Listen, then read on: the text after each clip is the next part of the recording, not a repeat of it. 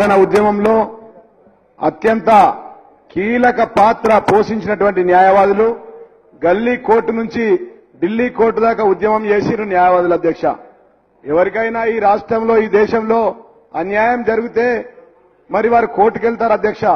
అట్లాంటి న్యాయవాదులకే అన్యాయం జరిగితే అధ్యక్ష వారు ఎక్కడికి వెళ్లాలి అధ్యక్ష? తెలంగాణ రాష్ట్రం రాకముందు వారు తెలంగాణ ఉద్యమంలో కీలక పాత్ర పోషించినటువంటి న్యాయవాదులకు అన్యాయం జరుగుతుంది అధ్యక్ష. తెలంగాణ రాష్ట్రం వచ్చిన తర్వాత గౌరవ రాష్ట్ర ముఖ్యమంత్రి వర్యులు స్వయంగా అసెంబ్లీ సాక్షిగా అసెంబ్లీలో తీర్మానం ప్రవేశపెట్టి హైకోర్టు విభజన వెంటనే కావాలని కోరడం జరిగింది అధ్యక్ష. ఇప్పటికే గౌరవ ముఖ్యమంత్రి వాళ్ళు దాదాపుగా 29 లేఖలు కూడా రాయడం జరిగింది అధ్యక్ష. వాటితో పాటు గౌరవ సుప్రీంకోర్టు జస్టిస్ గారిని కూడా కలవడం జరిగింది అధ్యక్ష. వాటితో పాటు మన దేశ ప్రధాని మరియు కేంద్ర న్యాయ మంత్రి వాళ్ళని కూడా కలిసిరు అధ్యక్ష. అయినప్పటికీ మరి ఇంత జాప్యం ఇంత నిర్లక్ష్యం జరుగుతుంది అధ్యక్ష.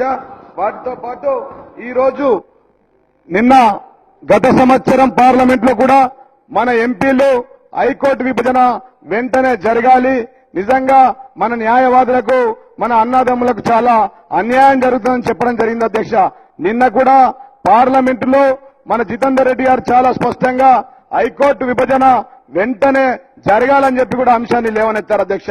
అట్లాంటి తరుణంలో మరి ఈ రోజు అటువైపు కేంద్రంలో అధికారున్నటువంటి ప్రతిపక్ష నాయకులు గాని వారితో పొత్తులున్నటువంటి టీడీపీకి నాయకులు గాని మరి సరైన పాత్ర పోషించకపోవడం వల్లనే, వాటితో పాటు దీని వెనుక కుట్ర ఉండడం వల్లనే ఈ నిర్లక్ష్యం ఈ జాప్యం జరుగుతుందని మేము భావిస్తా ఉన్నాం అధ్యక్ష.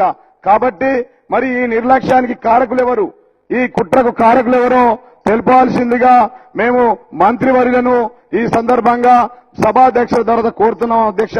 వాటితో పాటు మరి చాలా స్పష్టంగా ఈ రోజు నిన్నగాక మొన్న ఇప్పుడే మన మంత్రివర్యులు కూడా చెప్పినారు, రివ్యూ పిటిషన్ వేసినామని అన్నారు అధ్యక్ష.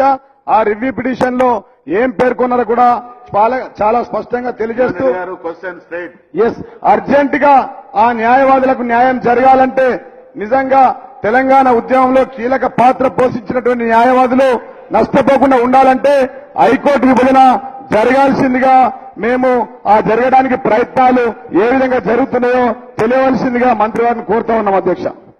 సోమవారపు సత్యనారాయణ గారు, మీరేదైనా అడగదలుచుకుంటే సూటిగా 1-2 పాయింట్స్ అడగండి.